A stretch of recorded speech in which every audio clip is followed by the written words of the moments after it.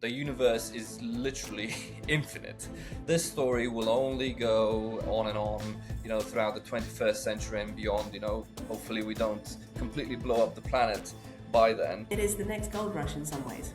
The pace of development, the pace that commercial companies are moving at, is far beyond the regulation that we've got. Should we be worried about the militarization of space? I think we should be cautious about it and worried about it. The next stop, we're told, is Mars. Is that realistic? I think so. Of course it is. Hello, welcome to the Fourcast.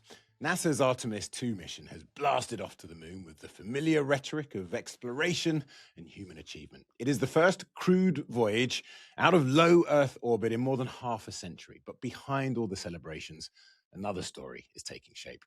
The modern space race is a high-stakes contest for military, economic, and technological dominance back here on Earth. It's a contest where whoever controls orbit controls everything below. So what does Artemis tell us about this contest, about the collision of scientific aspiration and strategic military rivalry and economic leverage? How are the world's governments, militaries, and increasingly private companies shaping this orbital order? To discuss all of this is Libby Jackson, head of space at London's Science Museum, formerly head of space exploration at the UK Space Agency, and Gabriel Eleftheriou, who's the senior research fellow in space power at the Council on Geostrategy. His works on defense, space policy, and the global space power balance. Welcome, both of you, to the Fourcast. So we'll come to all the pomp and the ceremony and the celebration, and this is a celebration of scientific and engineering success. But what's really going on? Is this, in fact, about power and control? It's a new chapter. Space exploration is always about a number of things. There's always a geopolitical part to it. It's often the strongest. There is always a drive around just straightforward exploration. Space agencies want to do things. They need a new challenge, and this is the next chapter.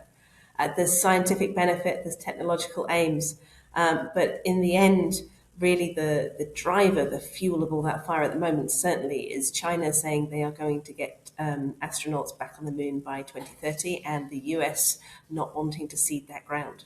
And the US has said the Artemis project is largely around getting people to Mars. But before they do that, they want a base on the moon. So just talk us through, Libby, what on Earth or what on the moon does setting up a moon base involve? The moon is a relatively close neighbour to us. It's certainly much easier to explore and to learn to live and work on than Mars. So that's why it's the stepping stone to Mars. Since the last moon landings, really, in the 60s and 70s, we, humanity, have learnt to live and work in low Earth orbit. We have had humans on the International Space Station continuously since 2000. And in that space, we have learned to keep humans alive in tin cans, supported by solar power with recycling. We've done fantastic science, and we're starting to figure out how to develop advanced materials, new pharmaceuticals, and we'll see a commercial aim part arrive in low Earth orbit. When you look at the moon, it has much of the same challenges as low Earth orbit, but you are outside the protection of the Earth's magnetic field. The solar wind that blasts from the sun every day bounces off, more or less. So it's much, much more exposed. It's a much more extreme environment. Much more extreme environment. And so that's where you will have this collection of vehicles, of habitats, probably at the South Pole. Crew will probably go there for 30, 60 days at a time. It won't be like the International Space Station. It will be more occasional than that, I think. But NASA have said the long-term aim is a base that will have maybe 4, 6 people, a rover, scientific experiments, and sort of prospecting for resources. Given that the Apollo missions did a version of this 55 years ago, technologically, what has changed since then? What can we do now that we couldn't do before? Apollo was a sprint, and it was a very expensive sprint to prove the point that the US were better than at the time the Soviet Union.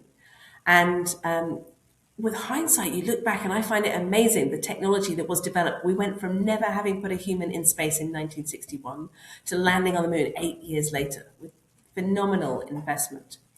The physics has stayed the same. The rockets look the same. The spacecraft look more or less the same. But our technology has moved on. We've got better propulsion. We've got better science and so on. But I would argue, in many ways, really what's changed is that we've just got much more knowledge about how to live and work in space.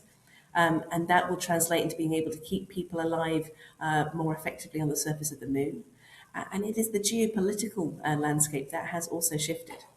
And we're recording this on the very first day of the mission. Safety and indeed just the kind of mundanity of being in space is also a massive part of this, because one of the problems that they had to deal with early in the mission, early today, was a warning light in the onboard toilet. That's not something you want to see on day one, is it? Absolutely not. It's the toilet is one of the most critical functions, even on the International Space Station. When the toilet breaks, everything stops and you fix it. But I have to say that there was no toilet on the Apollo missions back then. So this in itself is a technological leap. They will have the facilities in their minivan-sized spacecraft of a little bit of privacy for the toilet. There was a fan that was not working. It has been fixed, and everyone is relieved. But this is the point of the mission. It's the first time that humans have flown the spacecraft, the first time they've been on top of the rocket.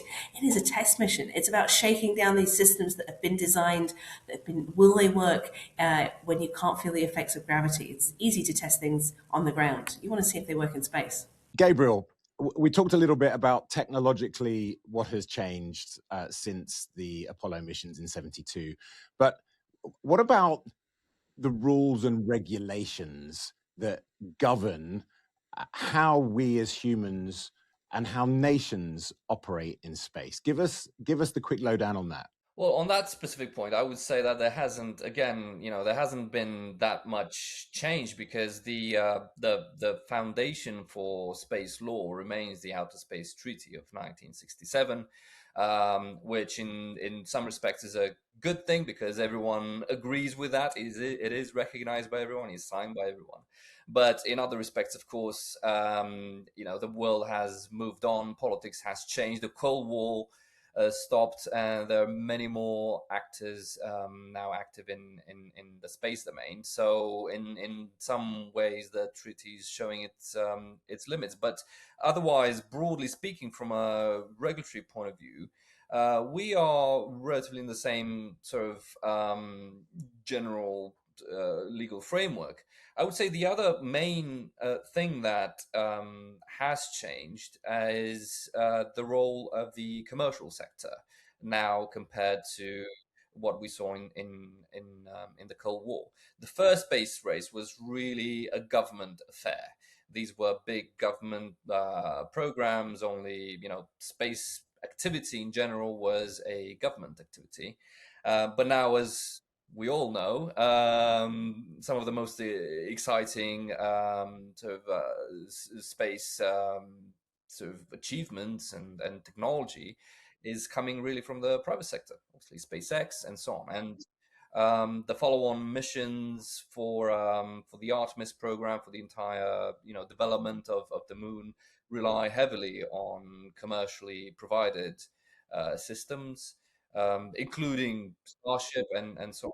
Let's do the detail on the commercial aspect of space exploration in a minute, but if we can just stick for a moment and dig a little bit deeper into the current framework and guidelines around who, for example, owns the moon, what can you do and what can you not do, with regard, for example, to military exploration or trying to set up any kind of military facility on the moon. So no one can really own the moon, so you can't have you can't declare sovereignty rights on the moon in that sense. The United States is obviously leading the Artemis Accords, which is a new legal framework that they're getting many countries to sign up to it, about more than 60 countries now. signed up to it, which is designed to set new rules for exactly how how activity will actually unfold on the moon, and what sort of rules are in place in terms of, for example, safety zones around the places where people set their bases, where they land, and so on. So there is that aspect of being first in order to set the standards and set the modes of operation and behavior that then become norms and become customary law, perhaps, um, uh, in the future. But one is allowed to exploit the moon, for example, for potential minerals. Space resources are available for exploitation. So exploration and exploitation. This is why we have one of the big sort of forecasted business cases for space activities, for example, asteroid mining, right? So the idea that in the future we'll be able to mine, very, very sort of valuable pieces of rock that contain, gold and other metals, flying around in space. So there is no legal impediment to doing that if you can. Libby, what is it that we think might be on the moon that may be so valuable? Not least the vast, or we think vast, water deposits that can then be broken down to potentially hydrogen fuel and oxygen, of course. Yeah, so those water deposits are potentially useful to people who are on the moon, or activity on the moon. But there are also identified resources that could potentially be useful to everybody back on Earth. And there's two main categories.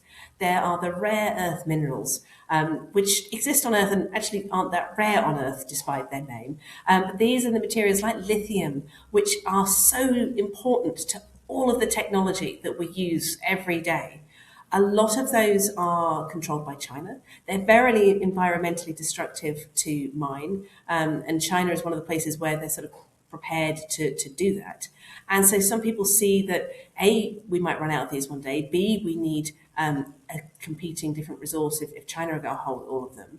And so potentially we could mine those on the moon and bring them back. The other one is something called helium-3. Now, helium-3 is a form of helium that doesn't exist naturally here on Earth. But thanks to the solar wind that blasts out from the sun, and say we are protected from those magnetic fields, but it bombards the moon, which has no magnetic field. And the particles get trapped in the lunar regolith, in the soil. And that's where helium-3 accumulates. And there are companies now who see that they think there is a business case potentially for mining the regolith, extracting that helium-3 and returning it to Earth, where it could be used for nuclear fusion power. Now, this is all pretty far-fetched and so on, and there's a lot of questions over, will the business cases stack up? What state would the Earth be in when we are prepared to pay, and it's worth the time and the effort and the money and the resources to bring all these things back from the moon? But these are the markets that some people see could be worth something one day and are prepared to invest in today. In other words, whoever controls the spice controls the universe, as a famous book once said. It is the next gold rush in some ways. You mentioned China there. For both of you, China, of course, recently also went to the dark side or the far side of the moon, not as a crewed mission, but an uncrewed mission, brought samples back as well. What is China going to be thinking as they see NASA, ergo USA, even though it is a somewhat multinational crew, the Canadian mission specialist? What is China going to be thinking when they see Artemis achieving something that hasn't been achieved before, assuming everything goes well? I don't think China will be particularly concerned. They have a clear long-term plan. They've been ticking off their milestones one by one. They were the first country to return samples from the far side of the moon. They are getting on and now preparing for their Tianwen-3 mission, their Mars sample return mission. The US international collaboration for Mars sample return has sort of fallen flat through over expenses and doesn't look like it's going to go anywhere. They've very quietly got on and developed human spaceflight. They have their own space station. They are taking crew to and from orbit. And I think they're just going to get on with it. And they've said they will land taikonauts on the moon by 2030. And based on their past performance and their current progress, I think there's a lot of people out there who would expect them to meet that goal. So, Gabriel, not necessarily so much of a space race then. They're just going at it at their own trajectory. I think that's broadly correct. The Chinese do operate on very well thought out and laid out plans. As Libby was saying, they put out their milestones. They are very disciplined in meeting them, in working through each stage as required in funding these milestones and so on. It may not be a race per se as it was in the Cold War, because the situation is also different. There isn't the same sort of ideological competition at the moment between China and the United States, but there is a geopolitical competition. So perhaps it's space competition rather than a space race. But certainly the Chinese have a major ambition as part of their grand strategy for their nation to become the preeminent space power. So they want to get ahead of the United States by around 2049, when it's obviously the big anniversary of the Chinese People's Republic. So they've got these benchmarks, and space in the Chinese thinking and strategy and policy, and indeed in the political landscape, in the national landscape as well, has a foundational role in terms of benchmarking their own development as a nation. And they also see it as as a strategic challenge. So this is about science, it's about politics, it's about the culture and sending those messages of increasing Chinese prestige and competence and so on. But it's also about just hard power and increasing Chinese strategic advantage in this open-ended space competition. There's clearly a huge amount of national pride wrapped up in space exploration. Where is Russia in this? Russia really are nowhere at the moment. They have long past their heyday. The Mir space station was there. It was a jewel in the crown in the 80s and the 90s. They joined with the US, the International Space Station. But they've had other priorities at home. The war really has decimated their funding, and they are still getting their crew to and from the International Space Station. Even in this world of conflict, the US and Russia have to work together because the International Space Station is an interconnected vehicle. And their options are work together to deorbit it or work together to keep it in space. They have to work together. So they are servicing that, but there's no real improvement or sort of ambition. They have said they would join with China in the proposed lunar research station that China are leading. But I haven't seen any real evidence that they've got the resources or the time to really play their part significantly in that at the moment. And Libby, what about Europe? What about the ESA, where you used to work, and indeed the UK, which is still part of ESA, but Brexit kind of helped the UK space industry? The UK has always been a member of the European Space Agency. It was a founding member, and it's really important to know that the European Space Agency is not an EU organisation. So Brexit, from that point of view, left us in there. Certainly the changes to the trading relationship and the economic conditions have played their part and have been a detriment to the space industry, I think, arguably, as they have been for many other industries. But the European Space Agency is involved in this Artemis II flight. The Orion spacecraft is on top of the rocket that the crew are flying in, is powered, is supported by the European Space Agency's European Service Module. which is the part underneath. It's got the solar arrays, it has the oxygen tanks, it's got the rocket engines, which are going to set the spacecraft on course for the moon. So ESA are playing a key role. They partnered with NASA in the Lunar Gateway, a space station that was going to orbit the moon that NASA have paused for now. So I think relations are strained in some ways between NASA and ESA, but ESA are forging ahead, and the member states are really clear in some ways that they have to have their own autonomy.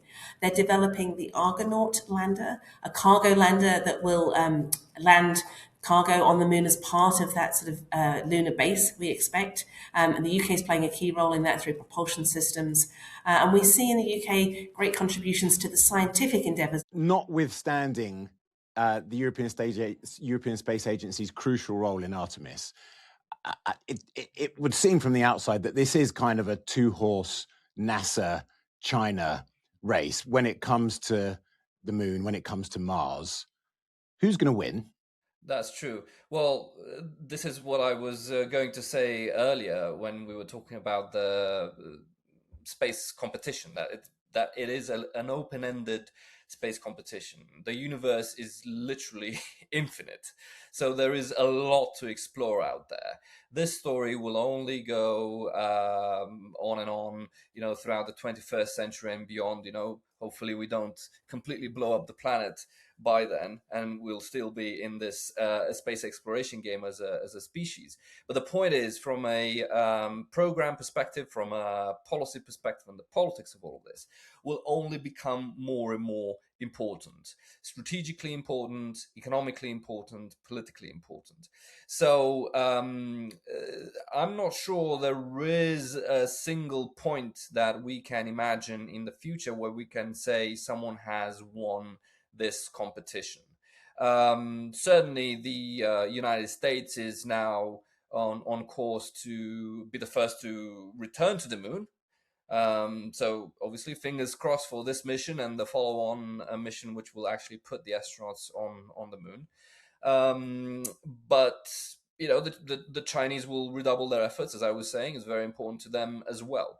Let us also say again that this is happening in a geopolitical context. And for example, Russia, even though Russia is not involved in the civil aspects of this as much, the Russian state is in a partnership with China in terms of space security and certainly in the military field and so on.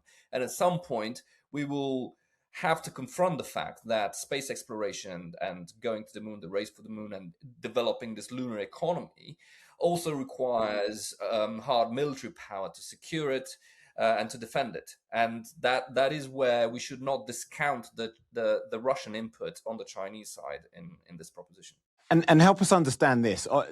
NASA is largely or entirely separate from the kind of formalized US military, but Chinese space exploration has Chinese military involvement. Is that an accurate assessment? And if so, what does that tell us about the proximity of Chinese military to space, and ergo, who's got the upper hand militarily in space? On the American side, as you described, there is a very clear distinction between civil activities, which NASA is handling, and the military side, which is under the Pentagon. In China is very different.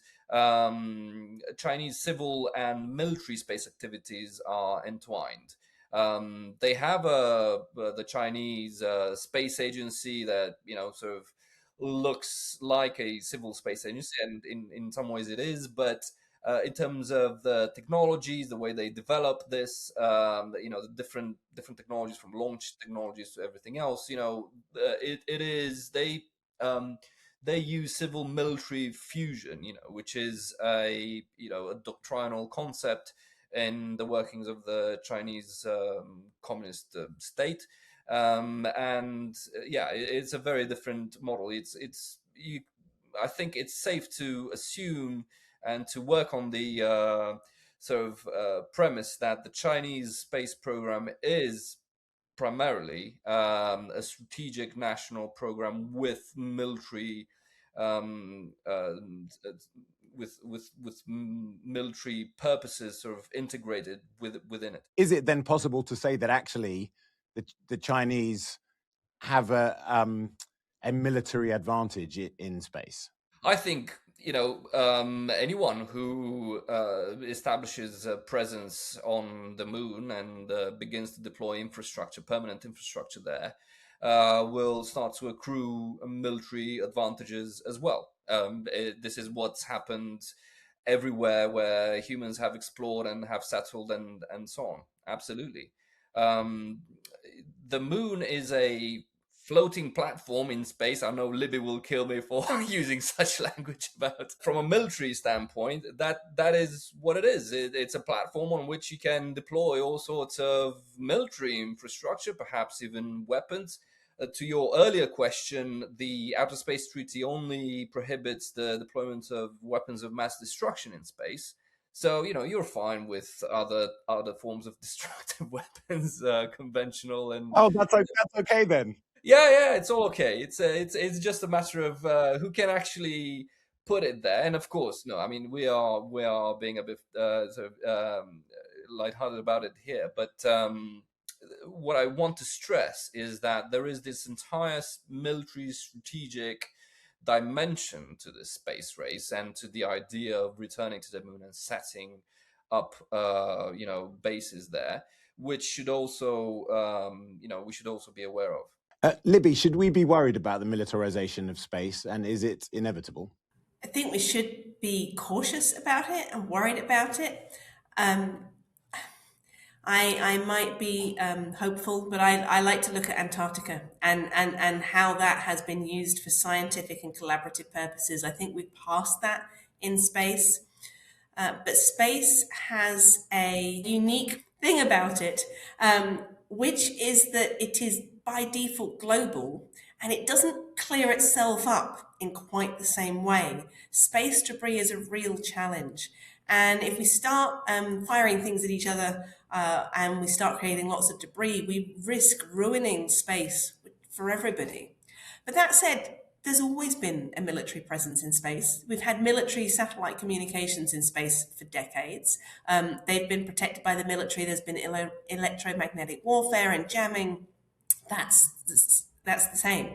And if, as we develop space, we see, for example, the development of perhaps space-based solar power, giant solar farms which collect power and beam it down. Well, that's a critical energy infrastructure, and we would want to defend that against any enemies and protect it. And so, from that perspective, it probably is inevitable. I just think there is a line to be drawn between sort of non-combat military protection and protection of sovereign assets versus sort of more perhaps sci-fi gunslinging military people having battles in space. And I don't think we will see that. I certainly hope we won't see that. And you speak to the proliferation of objects orbiting space, functioning satellites, old satellites, bits of kit that's broken off. I suspect most of the people listening to this, and both of you will have seen Gravity, the movie. But this is something that scientists are really worried about, right? Yeah, the film is not great. The physics gets really bad towards the end, but the opening part of that film of Gravity, where ignore the fact that the astronauts are floating around as if they're dancing and untethered, it's terrible. You've destroyed all my dreams of spacewalking. But the fundamental premise of it, that there is what is called the Kessler syndrome taking place. Two objects in space hit each other. When you're orbiting the Earth, you are orbiting at 17,500 miles an hour, and that's an awful lot of stored kinetic energy. If two objects hit head on, they will shatter into lots and lots of pieces, and those pieces of debris won't just sort of fall to the floor and out of the way. They will continue to orbit. And you can then have a domino effect where one piece of debris from a collision hits another, which is another, which is another. It's called the Kessler effect. It's a real worry. And as more and more space satellites launch into space, we get more congested and we get more crowded, and we don't today have universally agreed rules of the road or rules of space. If two satellites are coming at each other, there's no universal law that says we're both going to go to the west or to the left so that we avoid each other as you would on a road or in the air. There's no highway code in No space. highway code in space, exactly. Gabriel, a lot of this stuff is now being put up there by commercial companies. Certainly, a lot of the successes that we've seen with NASA have been down to commercial ingenuity. The next round of testing for Artemis around the lunar module is essentially a kind of test phase between two competing private companies. How significant is private investment and private experimentation in the next phase of the space race, even though we've said it's not quite a race? The most important thing, I think, from my perspective, in terms of how global space development will continue, is simply the financial question. So the private sector is the source of the financing for what is obviously a very expensive activity. And this is way beyond what governments can do. As we can see these days, we can't even fund defense properly and other, very, very important aspects of our, daily life. So governments really don't have enough financial firepower to, to drive global space development overall, and to build that lunar economy that's part of a growing space economy that we all expect. So yes, the commercial sector is foundational for that. The commercial sector is now increasingly important in delivering also space security. So it is supporting, and it's involved on the American side, for example, with the Space Force. In Europe, as well, as Europe is now ramping up its own defense space capabilities, and is looking to develop more capacity in that area. It's also looking to the private sector to do that. These are not going to be systems built in government labs. It's all going to come from commercial companies. And Gabriel, the next stop, we're told, is Mars. Is that realistic? I think so. Of course it is. It is. It is realistic just as much as anything in space exploration is realistic. When you say realistic, obviously we need to bound that wide term with dates and sort of time horizons that we might consider.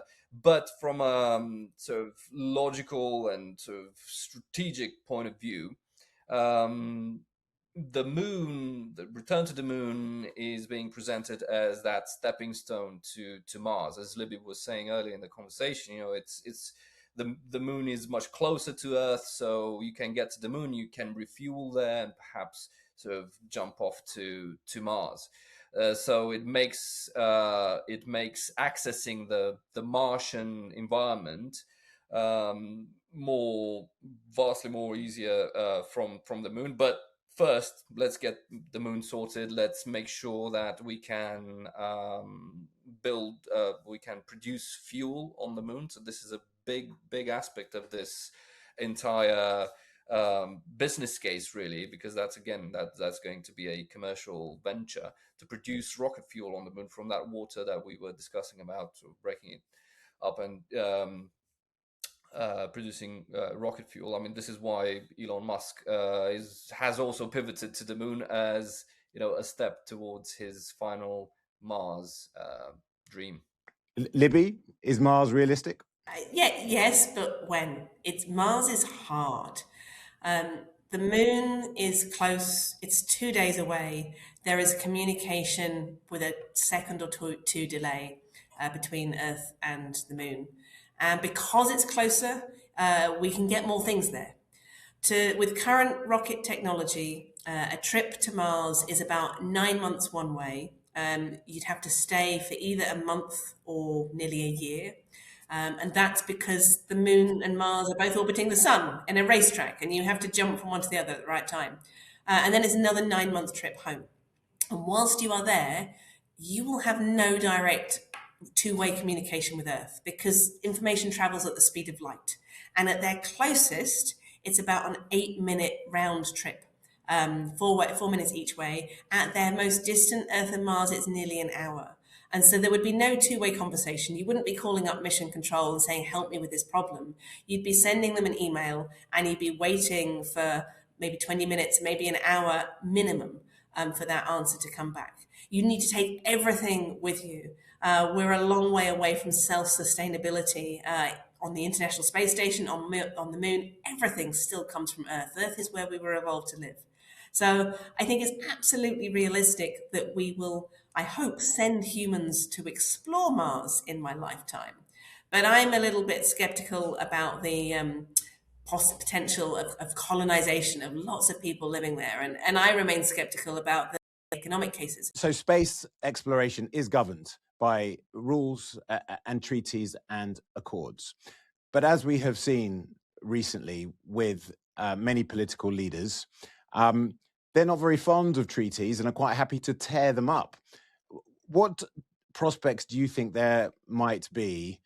Should we be concerned that somebody, a president like Trump, for example, might turn around and say, the space treaty, I don't really care about it, and I am going to put something approaching a weapons station or a military base on the moon? Start with you, Libby, and then we'll go to Gabriel. I think we're already there. The pace of development, the pace that commercial companies are moving at is far beyond the regulation that we've got. And the Outer Space Treaty was written in the 60s. It didn't envisage the future where the moon was a valuable resource. And the US are already pushing at that, along with countries like Luxembourg, as we've discussed, to change things.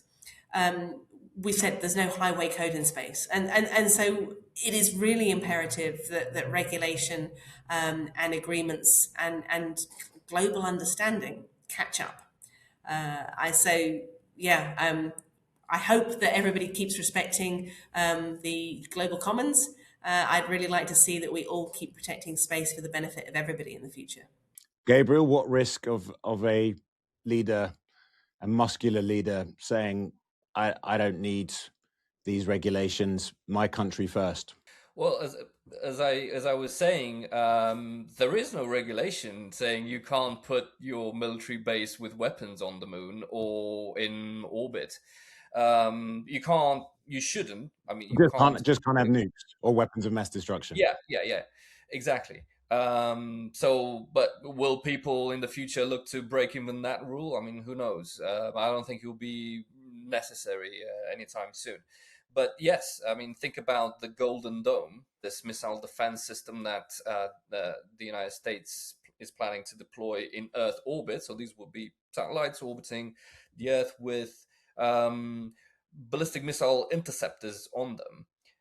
Of course, if you target a missile in the atmosphere from space, right, you can direct that interceptor or whatever munition are dropping from space towards an airborne target. You can direct that to any target on the ground. So we are already in a situation where orbital strike on Earth from space is actually part of military doctrine. The Space Force, the last iteration of the current iteration of the U.S. Space Force doctrine, actually has orbital strike written, black on white. So just to sort of increase your concerns, it's even worse than you imagined.